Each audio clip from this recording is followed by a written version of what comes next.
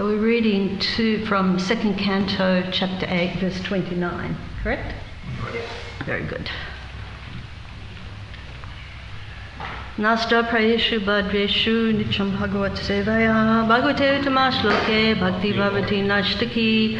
By regular attendance in classes on the Bhagavatam and by rendering a service to the pure devotee, all that is troublesome to the heart is almost completely destroyed, and loving service unto the personality of Godhead, whose praise with transcendental songs is established as an irrevocable fact. Narayanam namaskritam nanam chaya narotanam devim sarasvatim devim satoyayam udirayat.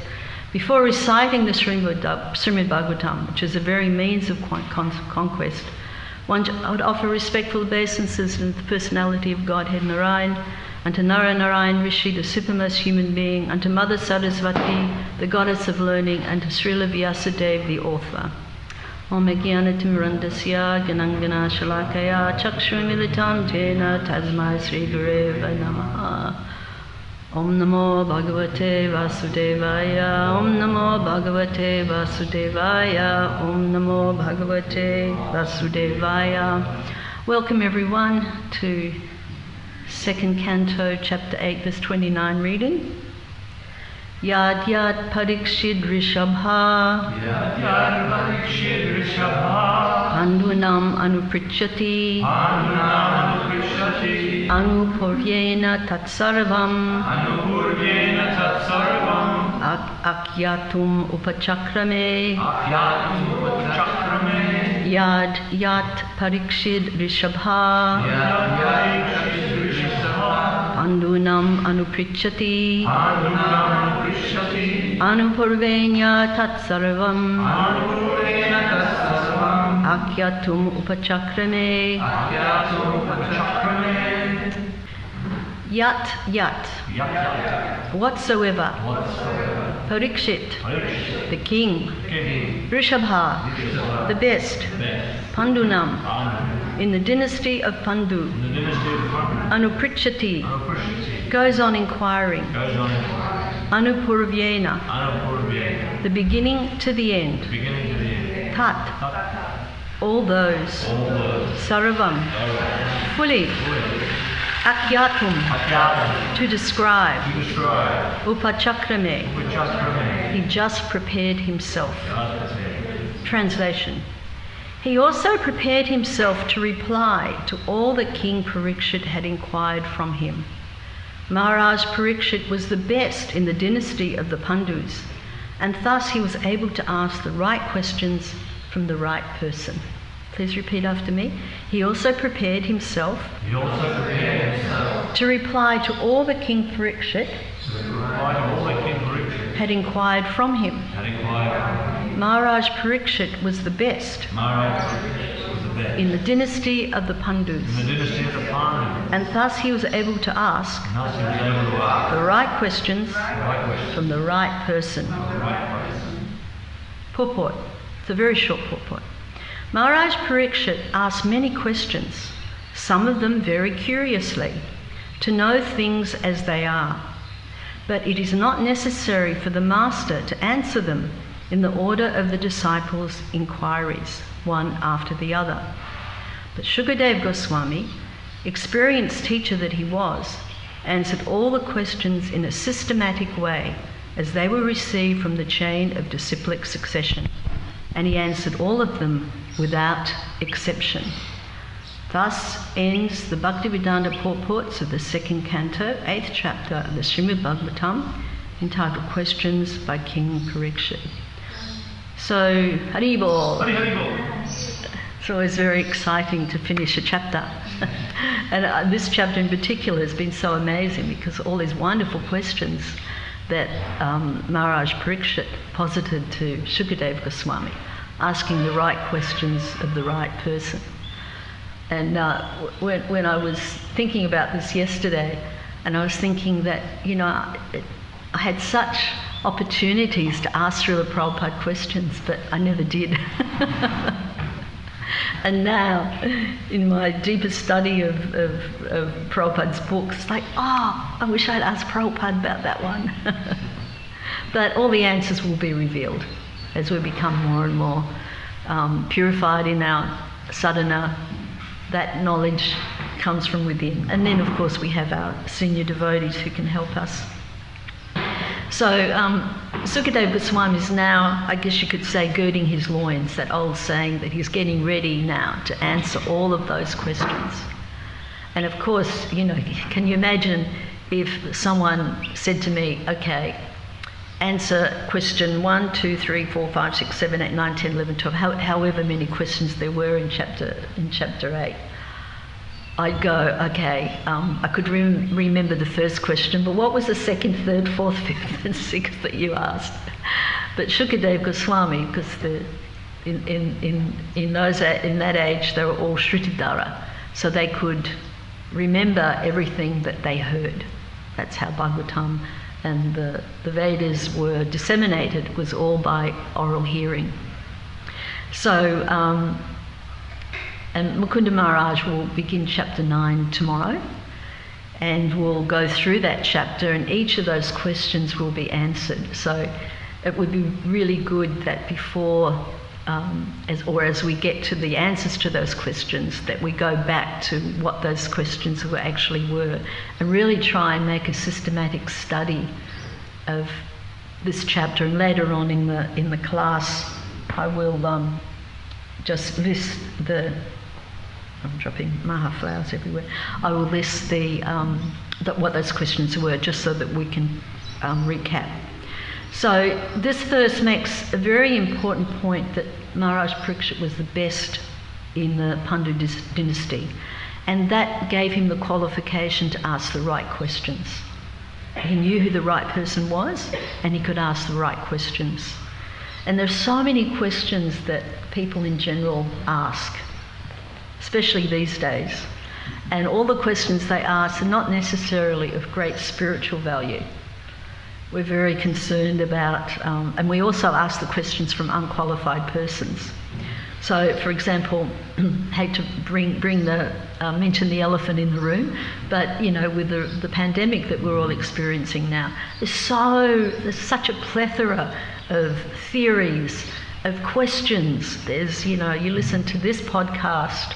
Not that I do, but people listen to this podcast, they listen to that podcast. They all, everyone's got their theory of how it started, who started it, what's going to happen. There's conspiracy theories that abound. You know, this is all created by this, they did it.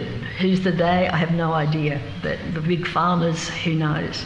So it's very difficult to find the right person to which you can ask the right questions. So that this medical expert will have one opinion, the government will have another opinion. You know, this one on the internet says this. Even devotees very much engage sometimes in these kind of debates. And there's really no real answer. If there is a real answer, then our main duty is just to get on with our sadhana, abide by whatever rules that, you know, are there, we can follow. But it is very confusing. So there's so much speculation and this plethora of theories abounding, as I said. So I won't go into the details about them now, but we've been surrounded by them since early 2020 when the whole thing first started. But when you think about it, this process of speculation has really been going on for at least 432,000 years as Kali Yuga began. So, you know, in previous yugas, the consciousness was so much more elevated, the ability of understanding was so much more broad, and there were the right people to ask the right questions. So this is something that we deal with in this age of Kali. But we're very, very fortunate. We are the most fortunate because just over 500 years ago, Lord Chaitanya Mahaprabhu himself appeared on this planet. And we can go and visit where he appeared even, or we will hopefully in the not too distant future. Again, revisit the Yoga Pit, or where Lord Chaitanya took birth. And we have the great acharyas. We have Bhaktivinoda Thakur, we have Bhaktisiddhanta Sarasvati, and going back, and of course our Srila Prabhupada, who are the right people to ask the right questions. And how do we ask questions of someone who's no longer physically present? Well, this is what Srimad Bhagavatam is for. This is what the Association of Devotees is for, that we can discuss all of these things.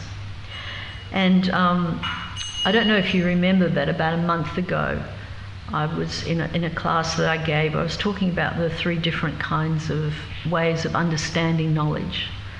That we had Pratyaksha Praman, we had Anuman Pranam, and Pramana, and we had, what was the third one? So good. That's excellent. So, can anyone remember what Pratyaksha? Speculation. Sense specific. Yes, direct evidence. Direct evidence. So Prabhupada gave the example in the introduction of Sri Yeshanpanishad. Thank you, Steph. He gave the example that you look at the sun, and the sun appears just to be like a little disc in the sky. So that's direct evidence. Yes, I can see the sun. It's just small. But of course that's faulty, because our senses can't perceive that actually the sun is larger than far larger than many planets. So therefore, using that kind of way of gathering knowledge is we have to read books, we have to study. We go to the science books and describe the planets, etc. Then the Anuman is, what kind of knowledge is that? Yeah, inductive knowledge.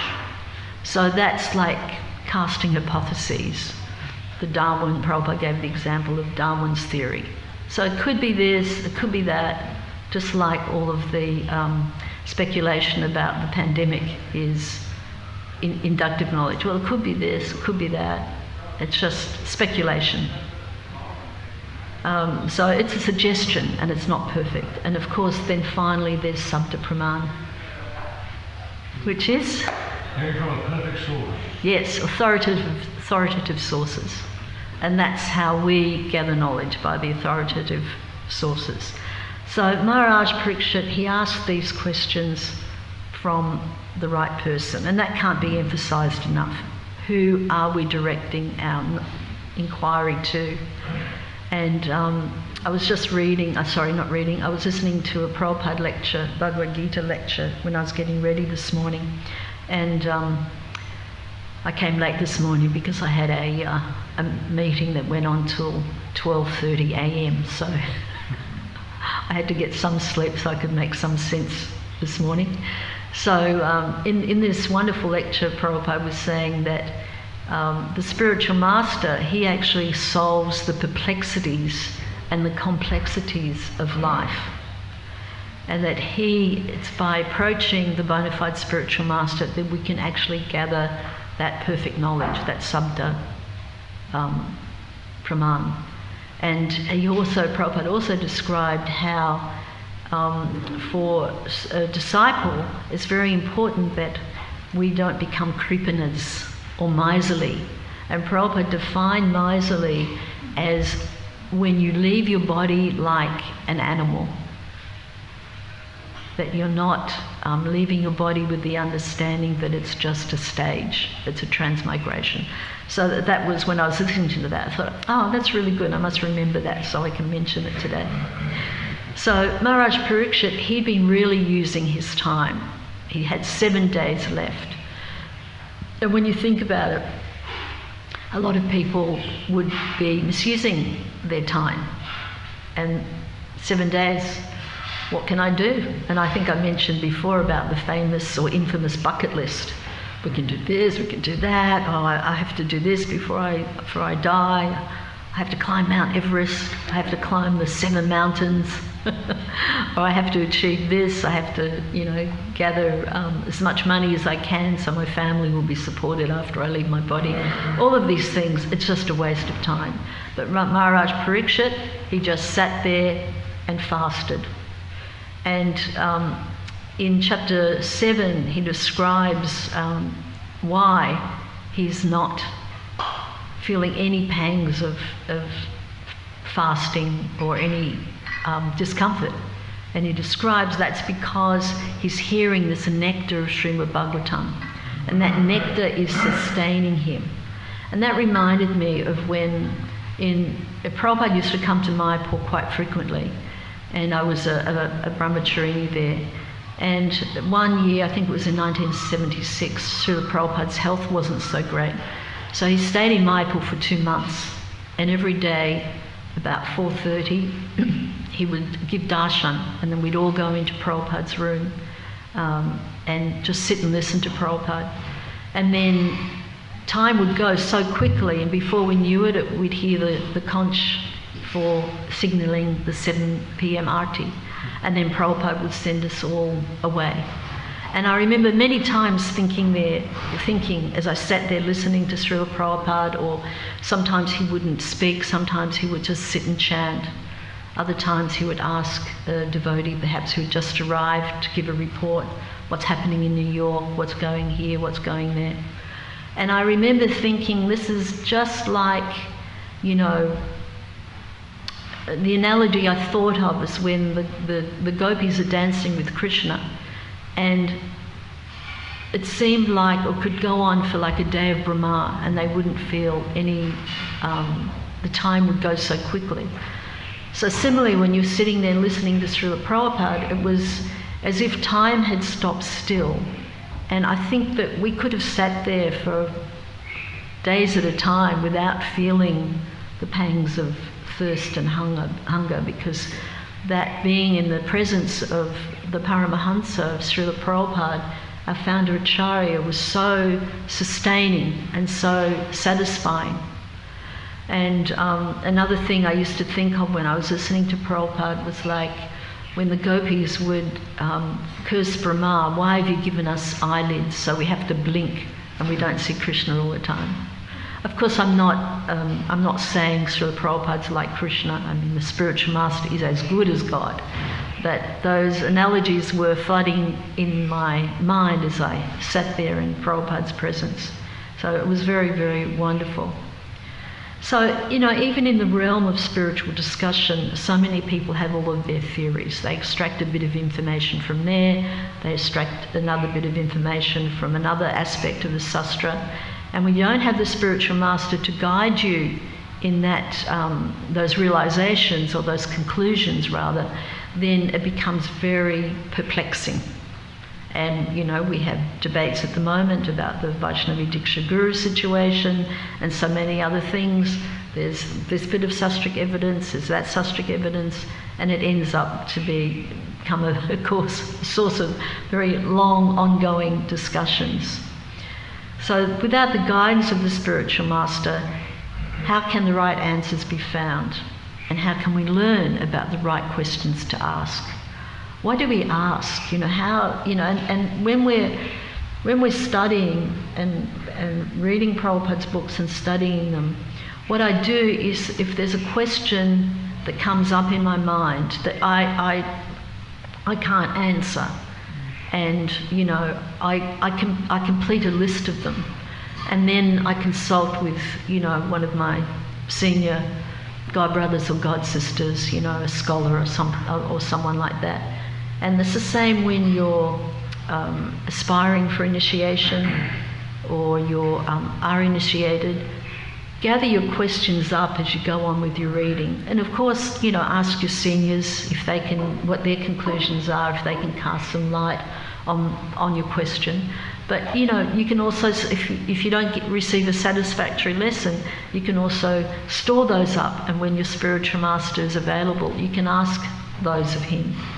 Because Srila Prabhupada also said in that lecture this morning that I was listening to, that the spiritual master knows everything, which was very, very interesting. So there's some very great points that we can learn from this very short verse and purport. And Prabhupada first of all explains about how it's not necessary for the spiritual master to answer the devotees' questions in order. Of course, Shukadev Goswami did, but it's not necessary. And sometimes you can ask, sometimes it would happen, a devotee would ask Srila Prabhupada a question and he wouldn't answer it. Or he'd say, in a letter, for example, he would get so many letters every day. And often Prabhupada would say, you should ask that question to your spiritual authority, your temple president. Because can you imagine, with so many thousands and thousands of members of ISKCON, before Srila Prabhupada left, there were more than 5,000, or approximately 5,000 disciples. And so many people, of course, still coming to the temple. So it was becoming, it could be quite burdensome. So Prabhupada would often answer the question. Sometimes he would redirect. And sometimes a question that a disciple might ask a spiritual master could be just not a really sincere question. It could be, I wonder if my spiritual master can answer that, in a very unsubmissive way. Or a disciple could think, or an aspiring disciple could think, I really want to impress my spiritual master. I'm going to ask him a very esoteric question, because then he'll think that I'm really clever. And Prabhupada, of course, could detect in your heart. And I have many, many examples of that in my own life with Srila Prabhupada, and stories of which I've told before. And it just made me understand that Prabhupada knows what's going on in your heart. And sometimes he would even chastise them. And I did a little bit of research. And there's a really nice Yamuna Devi story in this regard. So one time in Tittenhurst, which was John Lennon's property, Prabhupada and a group of disciples were staying there when they first started to set up ISKCON in the UK. And Jamuna was walking with Srila Prabhupada in the long wet grass at Tittenhurst. Garuda Das, her husband, was kind of in the background taking photos. And I don't know if you've ever seen them, but there's some beautiful photos, very evocative, poignant photos of Srila Prabhupada. He's got a dark woolen coat, and Jamuna Devi's walking almost alongside him. She's wearing a black cloak, I think, and the photographs are very beautiful. And if you look up on the internet, I'm sure that you'll be able to find them. And anyway, so they're walking along, and she could see how her footprints were there in the long wet grass, but not Srila Prabhupada's. So I'll read this out. This is from her book, A Life of Yamuna Devi, A Life of Unalloyed Devotion. Has everyone, or has anyone read that comes in part 1, part 2? Manibanda, anyone else? Emma? Yeah, I highly recommend it, Krishna Kirtan. It's a wonderful, wonderful book about Srila Prabhupada and Jamuna Devi's devotion to him. And Jamuna was a very dear disciple of Srila Prabhupada, so perhaps the temple shop can order them in, but I highly recommend reading it. It's very, very powerful and beautifully written. So this is a quote. One particular morning, the long grasses were particularly wet from the dew, and it was very foggy. So we were going down a hillock, just Prabhupada and Jamuna, and Prabhupada was walking a little ahead of me. As I was watching Srila Prabhupada's feet, I thought, I will step where he walks, as a disciple is thinking to try to walk in the footsteps of the spiritual master. We're meant to follow in the footsteps of the spiritual master. All of a sudden it hit me. There are no footprints. It struck me profoundly, and I turned around and looked, and there were really large, deep impressions where I had walked. So I stopped and said, Srila Prabhupada, I'm confused. You're walking in front of me, but there are no footprints. Where you're walking and where I walk, there are footprints. How is that? So actually he was quite sober, he was grave, and he said, that will be revealed in time. So that was a question, a very good question, and Prabhupada declined to not answer it, because I can speculate that he did not want to aggrandize himself. And she writes, but he never gave me an answer, and it still hasn't been revealed to me, other than he was from another place. He was a Vaikuntha man. And Srila Prabhupada would often refer to his spiritual master, Bhaktisiddhanta Saraswati Thakur Prabhupada, as a Vaikuntha man. And, you know, we also refer to Prabhupada in that way. And another devotee called Tirtha Arti, he described an awkward situation when he asked Prabhupada a question. And he quotes, and this was, I found this on prabhupadaleela.org.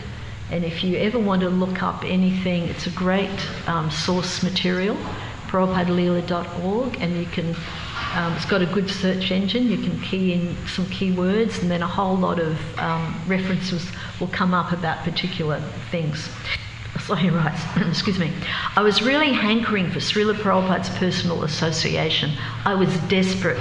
It seemed so many devotees were getting his personal association, and I was a nobody, a new devotee. Somehow or other, I conned my way into a morning walk on Venice Beach. Not everyone could just go on a morning walk with Srila Prabhupada. You had to, you know, get permission by the temple president, etc. So it was, you know, pretty rare. I was nervous and scared. I was walking on Prabhupada's right, and he was talking about the waves in the ocean. One wave came up high and almost touched Prabhupada's feet. I jumped up on the embankment, and Prabhupada saw that the wave was going to wet his feet. He put his hand out to me, and I helped him up the embankment. That was it for me. I actually touched Srila Prabhupada and helped him up the embankment, and thought, I'm going to ask him a question. I'm actually going to come right out and ask him a question. My heart's desire was to get Prabhupada's recognition, not his answer to my question. I can't remember the exact question, he writes, but I asked something about Tulsi Devi. Srila Prabhupada turned to me and said, why are you asking me this question? I stuttered and said, Prabhupada, well, I'm worshipping Tulsi Devi. He repeated, why are you asking me this question? I lost it at that time. I shut up and turned every colour of the rainbow. Then he answered my question. In all his mercy, Prabhupada answered my question. So Prabhupada could see what this devotee was thinking in his heart. So he chose to teach him a lesson. And of course, 95% of the time, Prabhupada did, spend a great deal of time and effort answering his disciples' questions. In fact, he would tell us that it's the duty of the disciple to ask questions of a spiritual nature. And in Vaishnavi's recent class, she quoted the famous Bhagavad Gita verse 434, which talks about that, how to approach the spiritual master. Does anyone would like to recite that verse? Tadvati pranipatena paripashnena shevaya upadekshanti tekananam ganenas tattvadashinaha. Very good. Just try to learn the truth by approaching a spiritual master. Inquire from him submissively and render service unto him. The self-realized soul can impart knowledge unto you because he has seen the truth. So, no need to worry that it's going to be a speculative answer. So getting back to the questions again. And Pankajangari Prabhu, one of the famous twins from Mayapur Dham, and who left us last year, he had a very nice memory regarding Prabhupada and questions. And this was from Following Srila Prabhupada, Remembrances by Yadubar Das. And I'll read this quote out.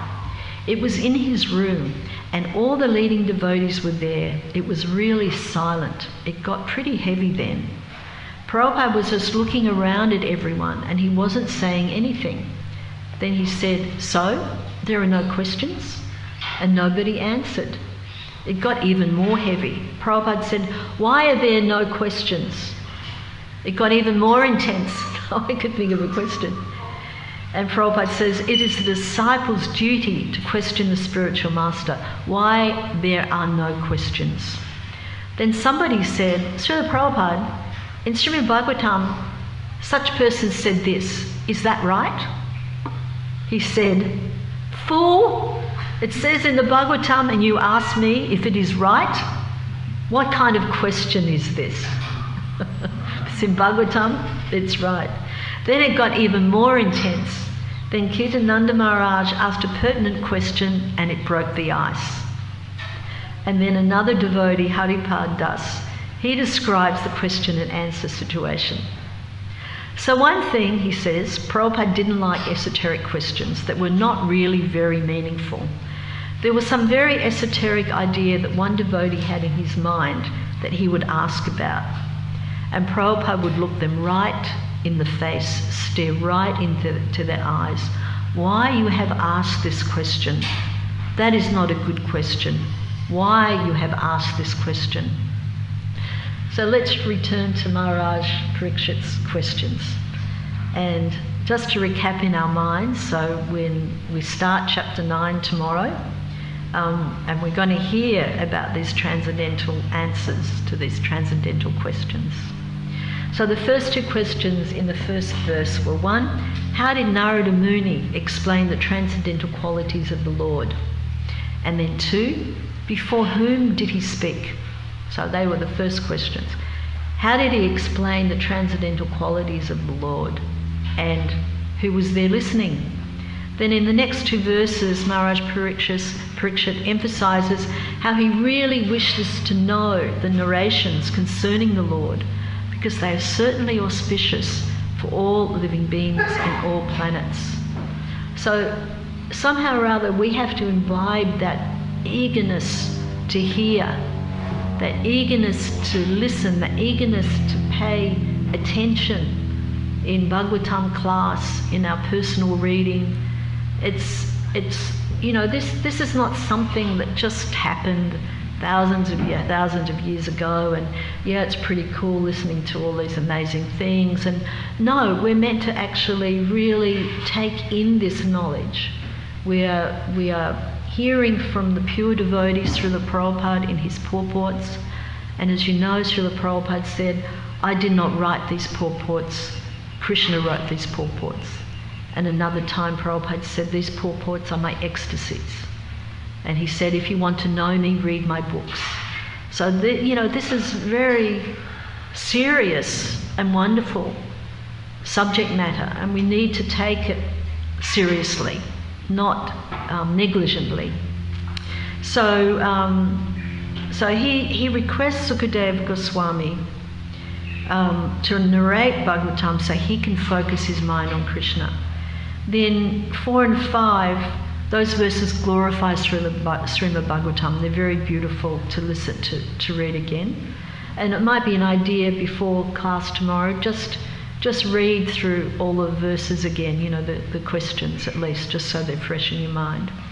And verse 4, of course, is a verse that I quoted earlier in the invocation to this class, that if we take Srimad Bhagavatam, we listen to Bhagavatam regularly and take it very seriously, in a short matter of time, Krishna will be manifested in our hearts.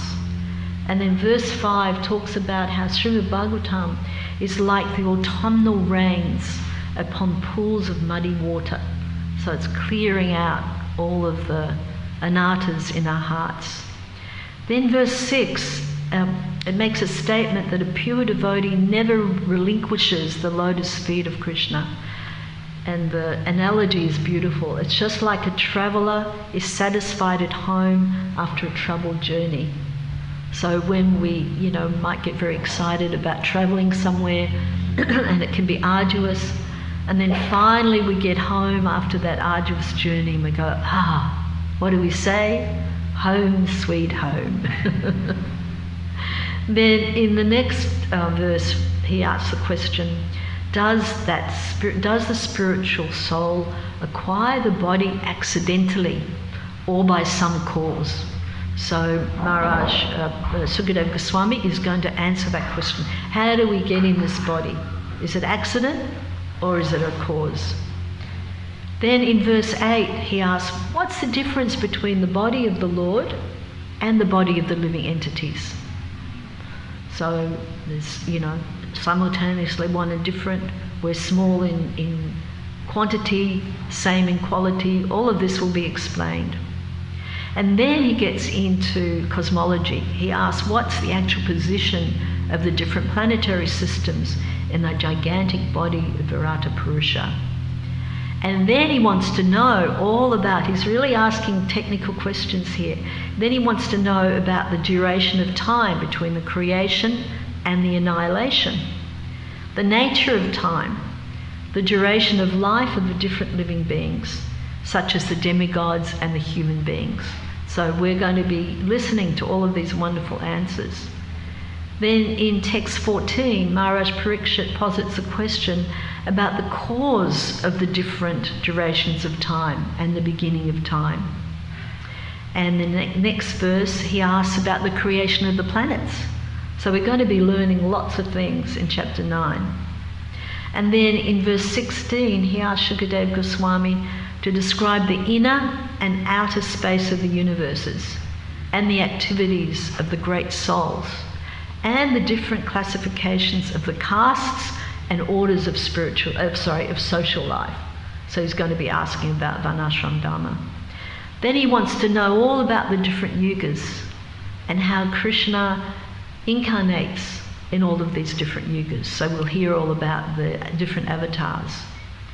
And then he wants to know the common religious affiliations of human society and their specific occupational duties. So he's really drilling down now. I just can't wait to read this chapter again. It's going to be amazing. So then he asks in text 19 about, we've got, a few more verses to go, about the great mystics and what their ultimate realizations are. And then he asks, what is the basic knowledge of the Vedic literatures, such as the Puranas? In text 21, he questions Shukadeva Goswami about the advantages and disadvantages of devotional service. Now that's going to be very interesting. How can there be disadvantages in sadhana bhakti, in devotional service? Shati, shati, shati, tiki, tiki says. So we're going to hear about that. And then he asks about the Vedic rituals and injunctions and the procedures of religion, economic development, and satisfaction. So how to live in this material world. Then he asks how the living beings are created and how the unconditioned living entities exist. So now he wants to know about the Nitya Siddhas, the unconditioned souls, the eternally unconditioned souls. And then finally, in yesterday's verse, Shukadeva Goswami begins to reply to Maharaj Parikshit's inquiries by saying how the science of the personality of Godhead was first spoken by the Lord himself to Brahma when he was first born.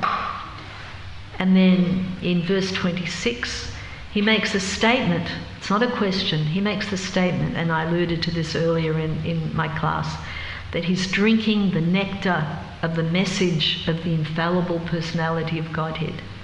And he does not feel any sort of exhaustion due to his fasting. So his energy levels kept up.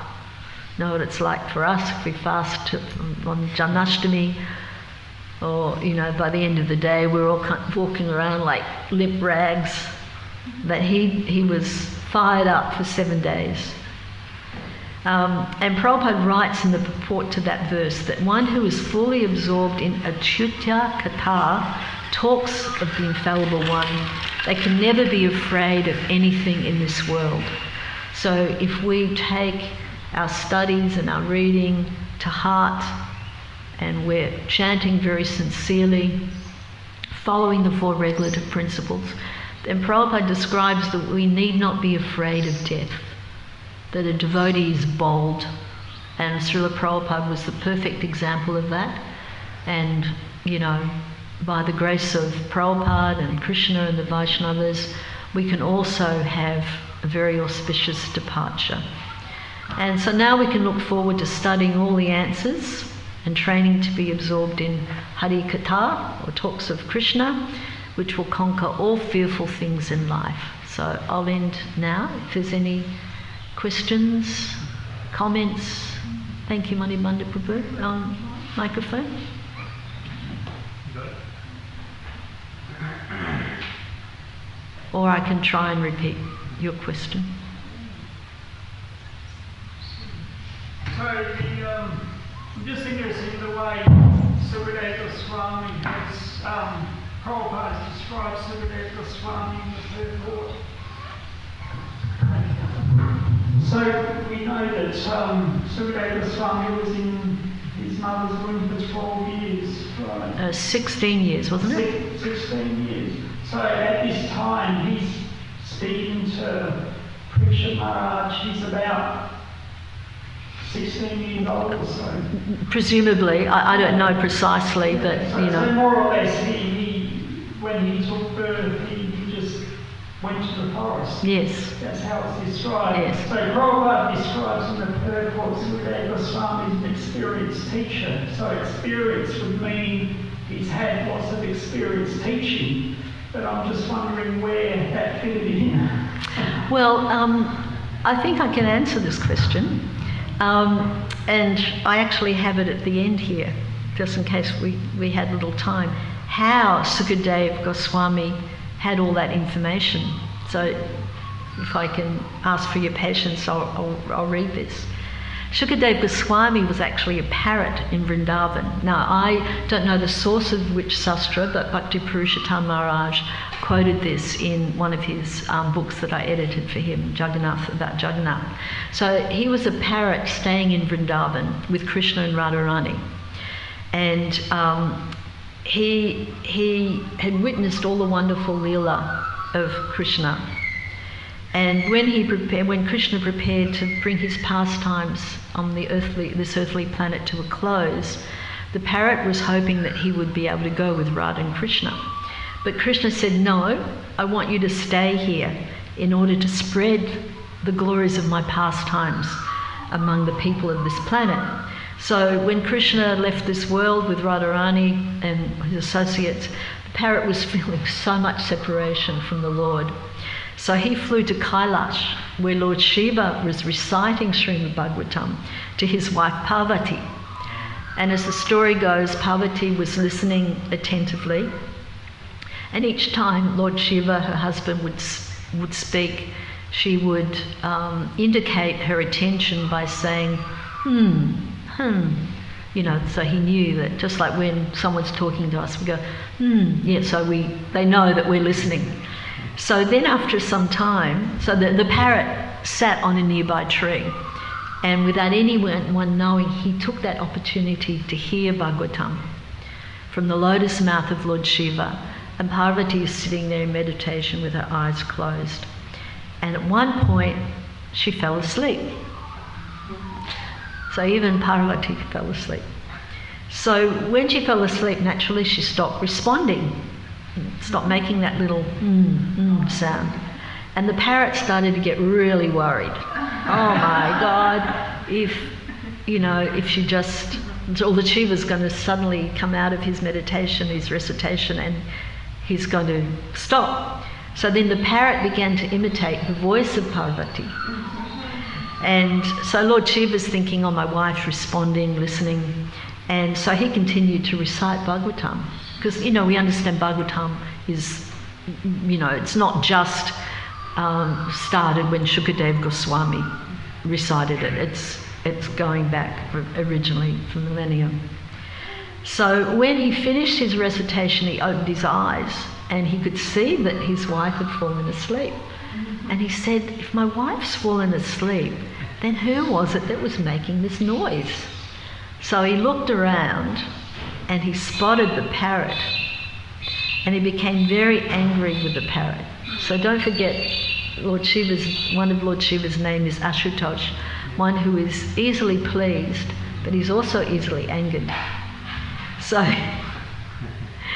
he got very angry, and he thought that this bird was just an ordinary parrot, unqualified, listening, and had deceived him. So immediately Lord Shiva chased after him with his trident, intent on teaching him a lesson.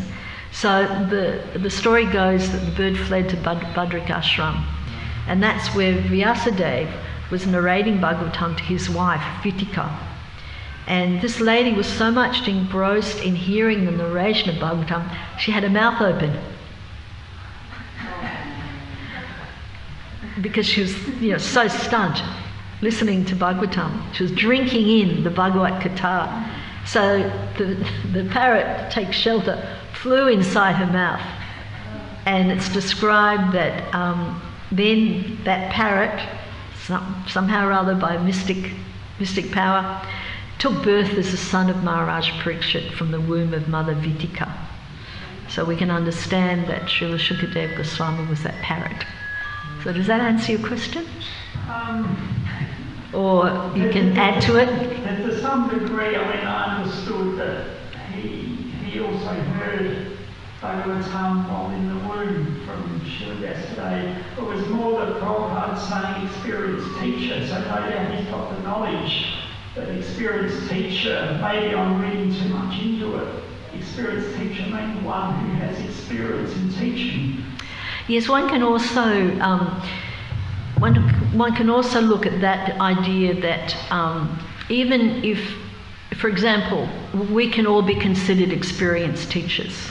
We may not have sat up here, for decades giving Bhagavatam class or whatever, but because we're hearing with rapt attention from the pure devotee, and if we repeat what we've heard, then we can be considered experienced teachers. So I can look at it from that angle as well, not necessarily time spent in front of a mass of people, but by hearing attentively and repeating. All we have to do, we don't have to speculate. We just have to repeat exactly what we've heard from Srila Prabhupada. And then combined with our own realizations as we go through our life as devotees, then we can put develop with our personal realizations as well. But the critical thing is to repeat exactly what Srila Prabhupada has said. And there's no need to feel, oh no, I have to be an individual, I have to put my own stamp on it, I have to, that's completely bogus. Of course, we developed an additional flavour by our own realizations, which Prabhupada also said that we should do, but that, we have to repeat perfectly. And Prabhupada gives that example that just like you have the mango and it's handed down intact. So it's very important that we, of course, keep Prabhupada as in the centre of our movement as the founder Acharya. Prabhu? Prabhupada mentions, I think it's in the second chapter. Can you start from the beginning there for a second? Prabhupada mentions, I think it's in the second chapter of the first canto, that story where Shukadev Goswami was born and he just gets up and leaves straight away and calls that, oh my son. Yeah. So there in the purport, Prabhupada mentions that he was a pure Vaishnava who wrote a song from birth. So we can understand that the fact that he is a pure Vaishnava who wrote a song from birth, that all that is already there. You don't become pure Vaishnava without having a history of being a Vaishnava. You don't just come to the world as a pure Vaishnava. Everyone comes as conditioned by those nature. He wasn't like that because of maybe the story you're talking about, whatever the experience is. But that's how he appeared, was like that already. So all those experiences are already there. Yes, good point. Thank you. Okay, we'll end here. Thank you so much for listening with such attention. Jai Srila Prabhupada, Gaur Premanandi, Hari Hari Bol.